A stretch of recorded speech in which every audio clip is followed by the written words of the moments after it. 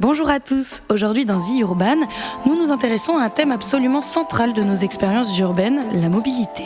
Que ce soit à Paris, à Los Angeles ou à Jakarta, les embouteillages, la saturation de certains axes et tout simplement la croissance continue des villes rendent nos déplacements plus complexes et nos mobilités souvent plus inégalitaires aussi. En Île-de-France par exemple, en 1 heure de transport, les habitants des 10% des zones les plus riches ont accès à 3 fois plus d'emplois qualifiés que ceux des 50% des zones les plus pauvres. Par ailleurs, les acteurs de la mobilité sont de plus en plus nombreux. De la multiplication des possibilités de micro-mobilité, comme avec les trottinettes électriques dont on parle tant, aux générateurs de données urbaines comme Waze, en passant par les grands acteurs publics de la mobilité et les chauffeurs de VTC, sans oublier les nouveaux acteurs du Mobility as a Service, le MaaS, comme Wim ou Citymapper, le marché est archi-dynamique et souvent un peu anarchique. Il pose en plus de nouvelles questions inédites pour la gestion collective de nos mobilités. Que faire de toutes ces données récoltées par ces acteurs ? Comment faire en sorte qu'elles n'alimentent pas une congestion croissante, mais qu'elles permettent le rêve qu'elles promettent, une ville plus fluide, plus verte et mieux partagée ?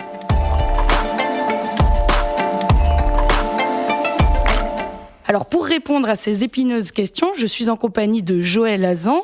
Bonjour Joël Hazan. Bonjour. Vous êtes partenaire, managing director et chercheur au Bruce Anderson Institute. C'est le groupe de réflexion du Boston Consulting Group, le BCG. Vous êtes spécialiste du futur de la mobilité. Vous travaillez avec des gouvernements, des municipalités et des acteurs de la mobilité sur la ville de demain.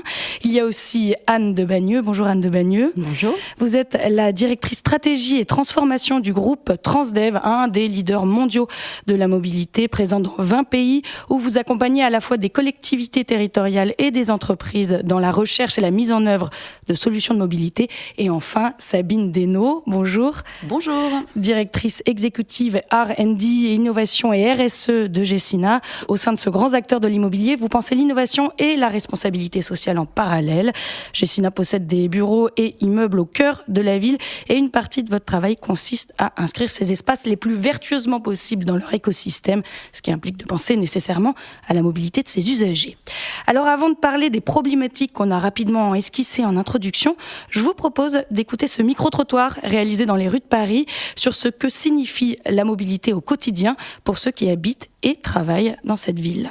Alors mon moyen de transport, c'est la motocyclette surtout, et les pieds. Malheureusement, je prends mon véhicule. J'adorerais pouvoir faire autremment. Je me déplacerai toujours à vélo, je pense. Toute la ligne 9 qui est tout blindée tous les matins, alors voilà. C'est à peu près 14 minutes de tram par jour. Par rapport aux 3/4 des Parisiens, je peux dire vraiment que j'ai une situation très confortable. Je trouve que les transports à Paris, ça peut devenir hyper stressant tout d'un coup. C'est hyper stressant, mais à la fois ça fait partie du quotidien. Je pense qu'on n'a pas le choix, donc on fait avec. Les trottinettes électriques, ils font n'importe quoi. Ça m'est arrivé de refuser des boulots juste parce que j'ai 1 heure de métro en fait et c'est relou. Je penserais soit à déménager, soit à changer de boulot. Je me suis fixé 30 minutes maximum de transport pour aller au travail. La téléportation, je pense que c'est le transport du futur. Bon, la téléportation, on n'y est pas encore, mais vous l'avez entendu dans ce micro-trottoir et c'est pas une surprise. Pour beaucoup de gens qui vivent et travaillent dans la capitale, les questions de mobilité peuvent être source de stress et de perte de temps. Il y a évidemment des chiffres pour appuyer ce micro-trottoir. 32% des adeptes du vélo, scooter, boulot, dodo considèrent que leur trajet du matin influence négativement sur leur humeur et c'est le cas de 52% des usagers du RER à Paris. Alors, Joël Hazan, quelles sont aujourd'hui les difficultés majeures rencontrées par les usagers des grands centres urbains ? Est-ce qu'il y en a aussi des nouvelles ? Le sujet fondamental, c'est celui de la congestion, du temps perdu dans les transports. Et c'est en particulièrement vrai pour le sujet du domicile-travail, puisque c'est celui-là qui est un peu constitutif de la performance économique. Donc la congestion, elle a augmenté de 15 à 20% dans les dernières années dans toutes les grandes villes occidentales, donc d'Europe, de l'Ouest et des États-Unis. Et ça, c'est un problème à 3 niveaux. C'est un problème économique, c'est un problème social et c'est un problème environnemental.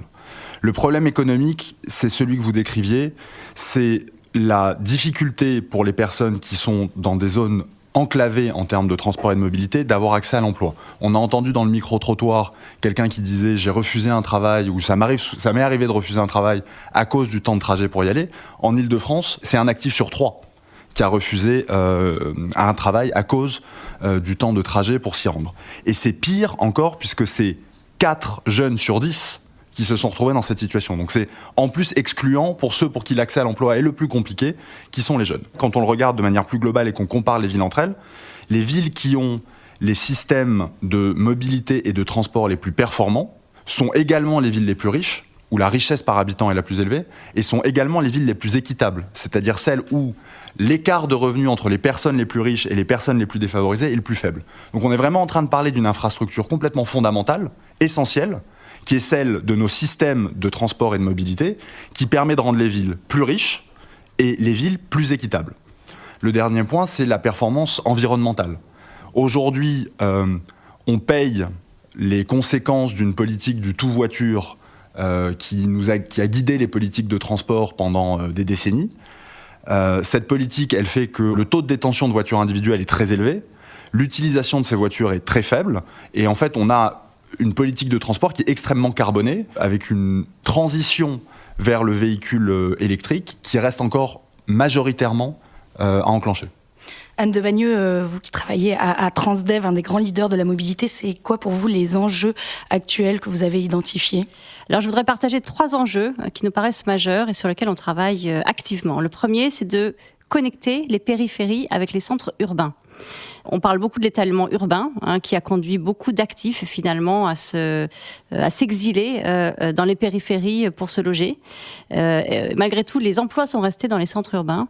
Et tous ces actifs, le matin, ils n'ont pas beaucoup d'autres choix que de prendre leur véhicule pour aller travailler, parce qu'il n'y a pas de solution qui a été construite pour eux. Alors pour plein de raisons, et notamment du fait d'un manque de continuité dans la gouvernance des territoires. On est souvent en périphérie, dans des territoires qui ne sont pas gouvernés ni par les métropoles, ni par les agglomérations. Donc tout ça crée des congestions immenses à l'entrée des villes et c'est évidemment un premier problème majeur qui explique donc les congestions dans les centres urbains. Donc on voit bien que la mobilité est un enjeu d'égalité des chances et d'égalité des territoires. Le deuxième enjeu, évidemment, c'est de fluidifier la mobilité dans les centres urbains. Donc ça passe par la décongestion. Donc on revient au premier sujet qui vient d'être évoqué. Mais on est ici aussi sur les sujets de simplification de la mobilité, à la fois en termes d'information, d'accès à l'information, et à la fois en termes d'achat, de consommation. Et donc, il faut que la mobilité, enfin, en tout cas, il faut que les services en matière de mobilité évoluent.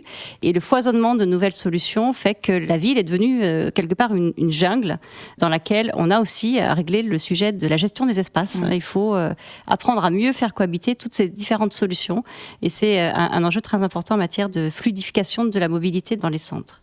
Et le troisième enjeu qu'il ne faut pas oublier, c'est la desserte des zones peu denses. Alors, quand on parle de zones peu denses, on pense souvent aux zones rurales. Mais il n'y a pas que les zones rurales, il y a aussi les zones d'activité, les zones industrielles qui sont en périphérie des villes, qui ont été développées parfois de façon un peu en stand-alone, enfin un petit peu à côté des plans de développement urbain, et qui en général, souvent, sont assez mal desservies. Et donc nous, on a une offre, on est en train de déployer une offre pour ces zones qui, malgré tout, concentre beaucoup d'emplois, et donc il faut effectivement apporter des solutions adéquates à ces actifs-là. Et on pourrait imaginer que ce soit les entreprises qui représentent ces emplois qui s'occupent aussi de cette mobilité. Pour 57% des personnes interrogées pour un baromètre mobilité du BCG réalisé avec l'Urban Lab de My Little Paris, les efforts des entreprises pour faciliter leur transport quotidien sont insuffisants ou sont inadaptés. Sabine Desnaux, vous représentez un petit peu les entreprises ici. Quel est le rôle justement des entreprises et encore plus d'une entreprise dont le cœur de métier est la ville, comme Gessina, dans les adaptations à ces nouvelles mobilités ? Nous sommes propriétaires d'un nombre de parkings assez important. Alors là, je ne suis pas directement dans la mobilité, mais dans une des conséquences de cette mobilité, c'est ce besoin de stationnement. Et donc, nos réflexions, et qui sont déjà bien entamées, c'est comment, en effet, on peut faciliter le déplacement en facilitant le stationnement aussi.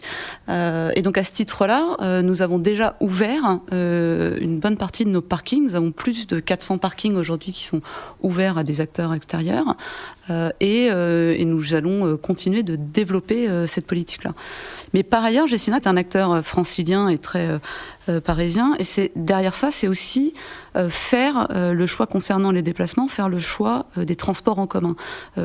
L'ensemble de nos actifs, chacun de nos actifs est situé au plus loin à 400 mètres d'un point de transport en commun. C'est aussi faire le choix de la centralité, et c'est ce que nous avons fait chez Gessina, et c'est favoriser le choix d'une forme de densification qui va aller dans le sens des mobilités douces. De décarboner un petit peu la ville. Voilà. Et puis, c'est aussi une action à l'égard de nos propres collaborateurs, puisque nous avons mis en place des flottes de véhicules électriques pour nos propres collaborateurs qui sont partagés par les collaborateurs.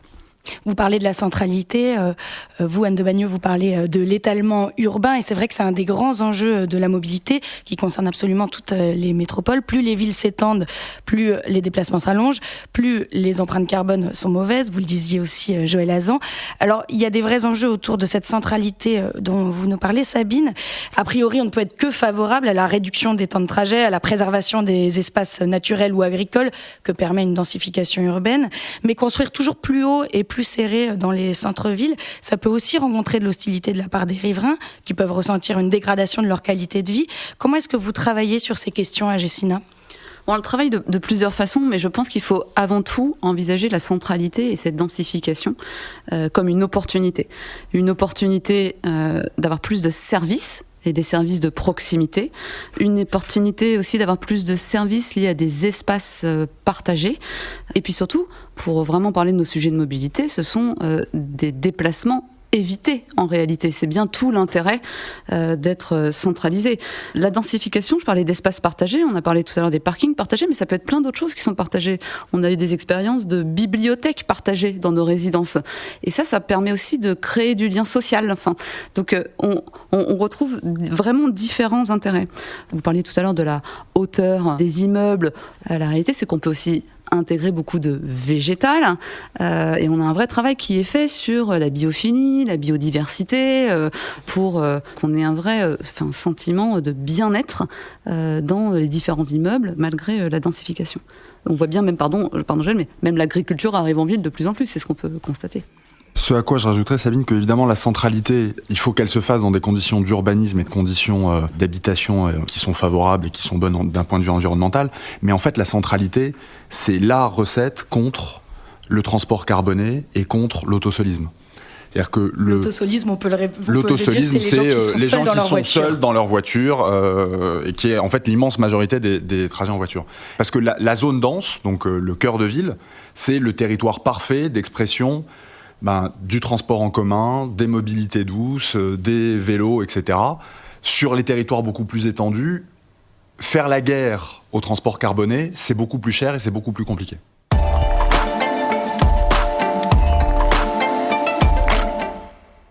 La multiplication des acteurs dans le secteur de la mobilité, c'est le thème de notre seconde partie, parce qu'aux grands acteurs publics du domaine comme la RATP ou la SNCF viennent s'ajouter une multitude de petits et grands acteurs privés.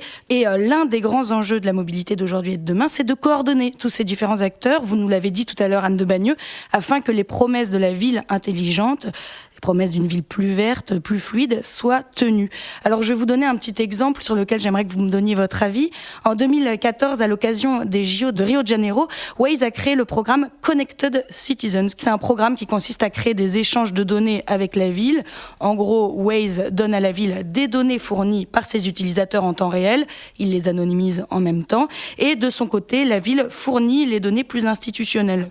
À Rio, les autorités ont utilisé les données de Waze pour savoir s'il était nécessaire de construire une nouvelle autoroute urbaine pour désengorger un petit peu le trafic. Et en examinant les données, ils se sont rendus compte qu'en construisant 3 nouvelles voies rapides pour les transports en commun, pour les taxis, pour la police, ils pouvaient réduire le trafic de 27%. Et cette nouvelle autoroute, donc ils prévoyaient de construire, devenait inutile. Ils ont économisé des millions et ils sont parvenus à leur objectif initial. Joël Hazan, qu'est-ce que vous pensez, vous, de cette initiative de Waze Connected Citizen ? En un mot, c'est super. Pourquoi ? Parce que si on résume ce que sont les nouvelles mobilités, c'est le passage d'une mobilité statique à une mobilité dynamique, donc qui s'adapte aux besoins. C'est le passage d'une mobilité organisée à une mobilité à la demande, donc des plans de bus qui bougent une fois tous les 5 ou 10 ans à quelque chose qui s'adapte en temps réel au fait qu'il y a un événement, un match de foot, un concert, etc. Et c'est le passage d'une mobilité où chacun détient ses propres actifs, tout le monde a sa propre voiture, à une mobilité partagée, où on partage des flottes de vélos, de trottinettes électriques, etc. Le fuel, l'énergie qui est derrière ces 3 transitions que je viens de mentionner, c'est la data, c'est la donnée. Elle est indispensable et en fait, il y a besoin d'un nouveau système opérationnel pour les villes pour qu'elles soient capables de comprendre en temps réel comment les gens se déplacent, quels sont les besoins qui sont en train d'émerger pour pouvoir agir de manière plus intelligente, à très court terme, dans la journée, dans l'heure, et aussi à moyen et à long terme sur la planification des systèmes de transport et la planification des infrastructures. Donc le système mis en place par Waze, à ce titre-là, il est super. J'y vois 2 limites. La première limite, c'est que ça ne marche que dans les endroits où Waze a une pénétration très élevée. Alors, ça a marché au Brésil, ça marcherait en Israël, dont Waze est originaire, puisque en fait, la quasi-totalité des automobilistes en Israël utilisent Waze. Ça pourrait marcher à Paris, puisque Paris est l'une des villes dans lesquelles Waze a la pénétration la plus élevée, avec, je crois, environ 4 millions d'utilisateurs actifs. Ça ne pourra pas marcher partout. En revanche, il faudra que ça marche partout. Où les villes qui voudront réussir la transition des nouvelles mobilités devront avoir à leur disposition des outils de collecte, d'analyse des données et de prise de décision en temps réel. Et c'est donc là la limite du système Waze, c'est qu'en fait, c'est quasiment un sujet de souveraineté pour les villes d'être capable de se doter de ces outils-là et d'être capable d'avoir suffisamment la main sur collecte, analyse, prise de décision. Je suis complètement d'accord avec ce que vient de dire Joël Hazan. Les villes doivent garder une vraie souveraineté sur ces sujets. Chez Transdev, nous travaillons avec beaucoup d'énergie sur le big data. C'est vraiment un axe fort de nos stratégies. On travaille à développer des outils, des algorithmes pour analyser les données et pour tirer des enseignements. Alors, quel type d'enseignement ? Comment se comportent les usagers ? Quelles sont leurs attentes ? Comment ils se déplacent ? Quels sont les flux de mobilité sur un territoire ? Et une fois qu'on a tous ces éléments, quelles nouvelles solutions on peut apporter ? Comment on peut redesigner les réseaux ? Parce qu'en effet, aujourd'hui, on est en train de passer à des systèmes de réseaux beaucoup plus agiles. Et finalement, comment on peut faire évoluer les offres pour avoir une offre de service plus personnalisée. Je voudrais juste citer l'exemple du Havre, du service qu'on a mis en service à la fin de l'année dernière, qui s'appelle Flexilia, donc un réseau complètement agile. C'est sur la zone portuaire du Havre, c'est la superficie de Paris Intramuros. Et sur cette superficie, on a environ 200 entreprises et qui étaient desservies par 5 lignes de bus fixes. Donc vous imaginez Paris avec 5 lignes de bus. Donc évidemment, c'était pas très efficace. Et donc on a remplacé ça par une ligne complètement flex.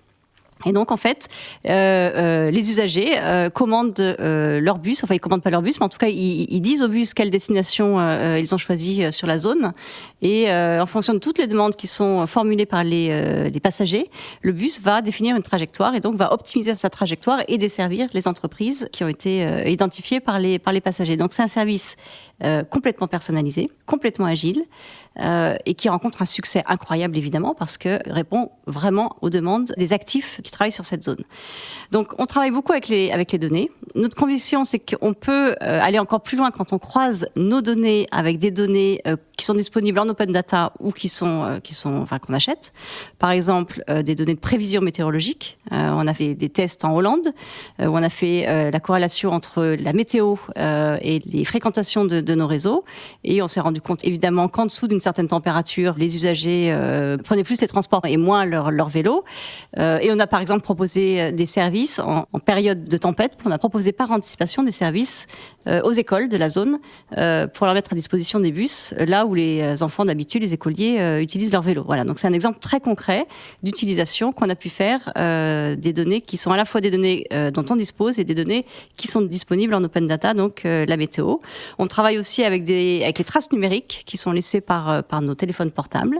Ce sont des données qu'on achète pour le moment, mais qui nous permettent d'analyser les charges dans nos réseaux de bus, dans nos réseaux de tram, et de proposer des adaptations des réseaux en fonction des niveaux d'utilisation que l'on découvre. Voilà, donc des choses très concrètes qui évidemment vont faire progresser la mobilité et les services d'une façon, je pense, très visible pour les passagers. Et croiser ces données, c'est aussi au centre de la mobilité as a service, la MaaS que vous développez avec Transdev. Ça passe par exemple par la mise à disposition des usagers d'une plateforme de service unique pour tous les types de transports. Alors Transdev a par exemple développé Movizy, c'est un service qui permet d'accéder à tous les modes de transport à Saint-Étienne. Il y a aussi Compte Mobilité à Mulhouse. À Londres, c'est pas vous, mais il y a Citymapper. À Helsinki, il y a WIM, dans lequel vous êtes actionnaire. Mais à Paris, pour l'instant, il n'y a aucune solution de mobilité as a service qui n'est déployée pour le moment. Est-ce que vous pouvez, pour commencer, Anne, nous donner des exemples de réussite du MaaS On a des exemples très concrets.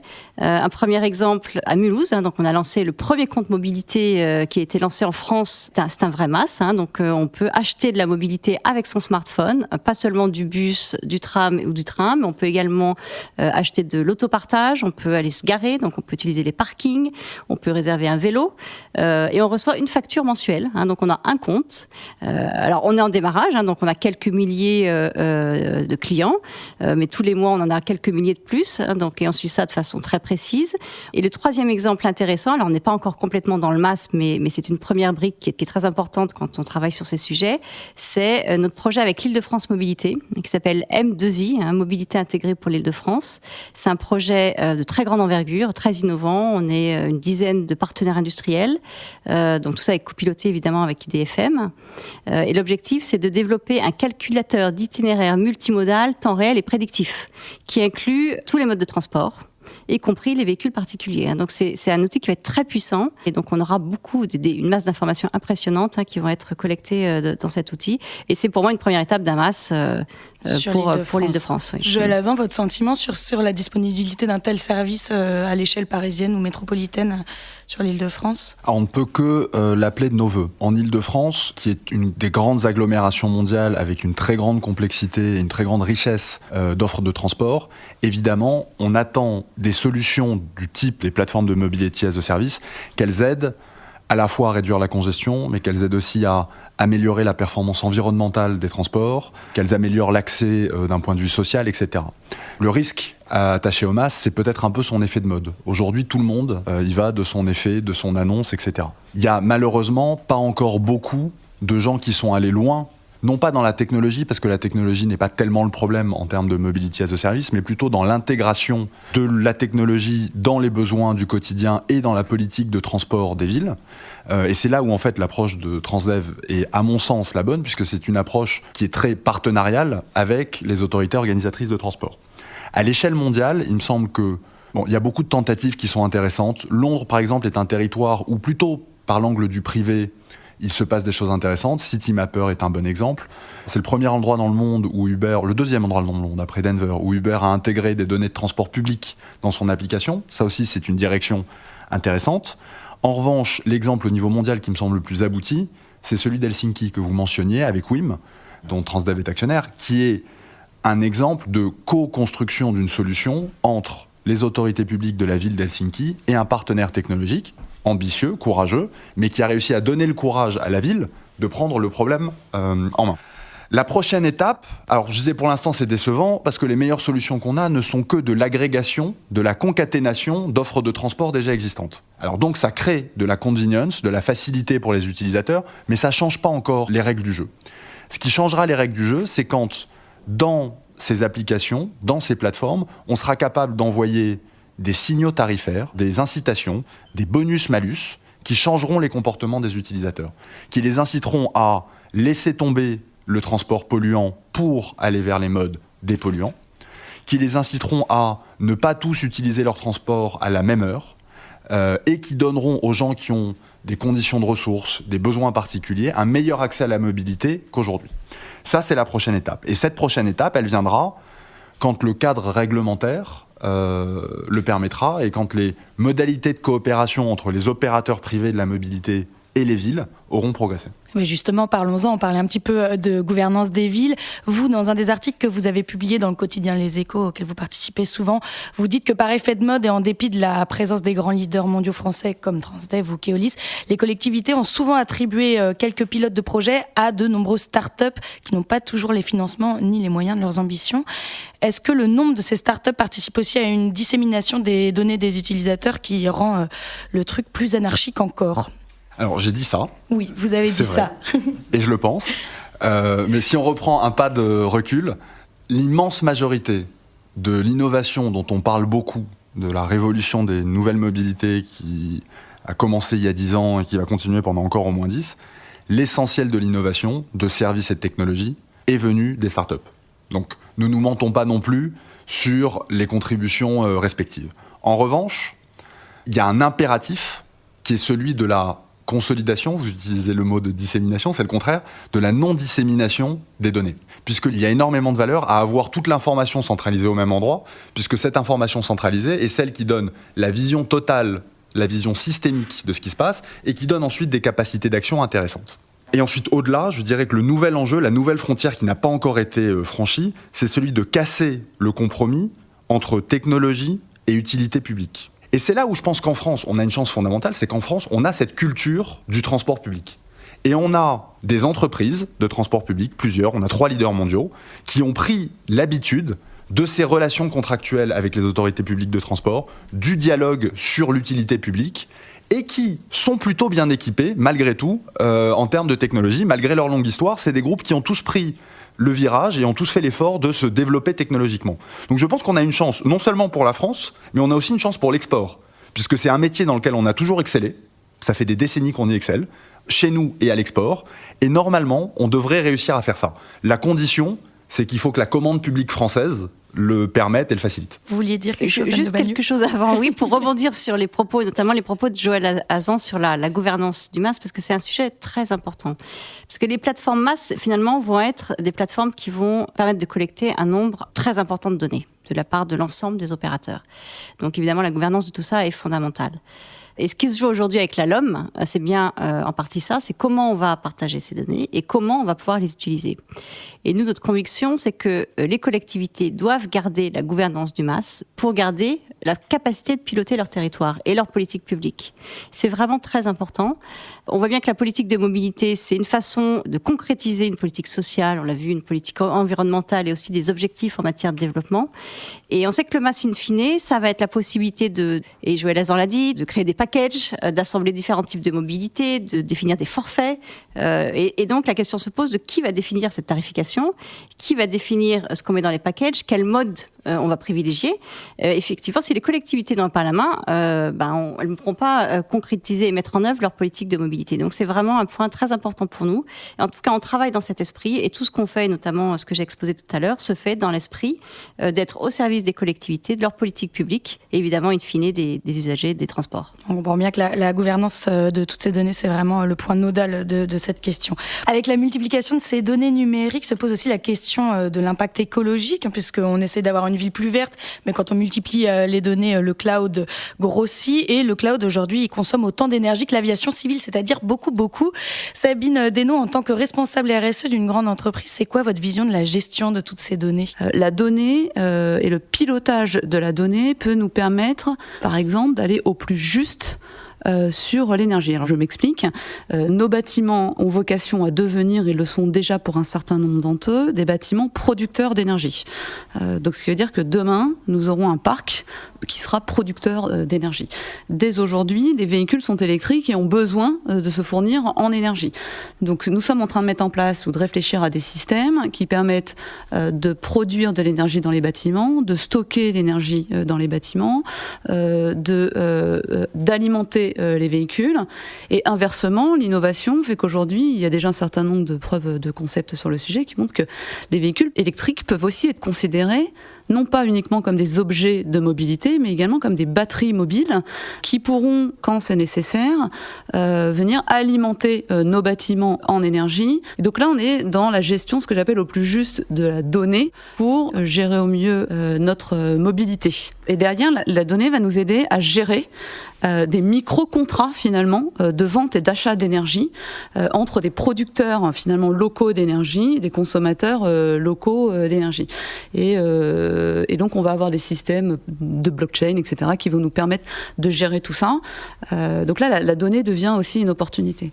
Autre opportunité, probablement pour la donnée, parce qu'on le voit bien, notamment avec les véhicules autonomes à venir, un des risques, et c'est celui que vous évoquiez, c'est qu'il y ait en permanence, en continu, du besoin de calcul, et que ce calcul va effectivement à une empreinte écologique extrêmement négative. Et donc la question, c'est de se dire, et ça existe déjà finalement, aujourd'hui, nous pouvons tirer parti de ces données pour la chaleur qu'elles dégagent. Aujourd'hui, quand vous prenez un data center classique, il dégage énormément de chaleur. Et aujourd'hui, il y a un certain nombre d'acteurs qui proposent, des acteurs de l'immobilier comme nous, de venir loger ces petits bouts de data center dans nos immeubles pour en chauffer les logements, pour en chauffer l'eau, etc. Donc l'idée, c'est, je parlais d'équilibre, c'est d'essayer de trouver la mécanique qui nous permet et de répondre à des besoins du territoire et à des besoins des usagers, tout en restant vertueux, parce que tout ce qui va générer du déchet, de la chaleur, etc., qu'on soit capable de le réintégrer, de le réintroduire positivement dans notre façon de consommer. Vous parlez, Sabine Desnaux, de voitures autonomes. C'est le dernier thème que j'aimerais évoquer avec vous pour terminer cet entretien à 4 voix. Certaines métropoles mondiales s'y préparent plus que d'autres. Grâce à Mobileye, Tel Aviv sera par exemple la première ville à bénéficier d'un service de robotaxi autonome à grande échelle dès 2022. Comment est-ce que vous intégrez ce futur proche dans vos réflexions, Joël Hazan ? Le véhicule autonome, c'est une promesse formidable. C'est également un risque si on n'arrive pas à bien le maîtriser. C'est le risque de la déformation du tissu urbain, c'est le risque de l'étalement urbain, parce que c'est le risque du changement de nos habitudes et d'une distorsion de la perception du temps de transport. À côté de ça, on n'y est pas encore. On a tous en tête les accidents d'un certain nombre d'entreprises qui ont voulu avancer trop vite sur le retrait du conducteur. Certaines entreprises parmi les plus avancées comme Waymo ont remis des conducteurs dans leurs tests à l'intérieur des voitures parce que finalement ça marchait pas aussi bien que prévu. Donc déjà, c'est pas un sujet pour demain, c'est un sujet pour après-demain. La question pour les villes et la question pour la France, c'est le sujet dont on va parler le plus aujourd'hui, c'est que faire ? À mon avis, il y a 2 axes. Le premier, c'est qu'il faut expérimenter. Il ne faut pas se laisser doubler, il ne faut pas prendre le risque de ne pas être leader sur le sujet du véhicule autonome.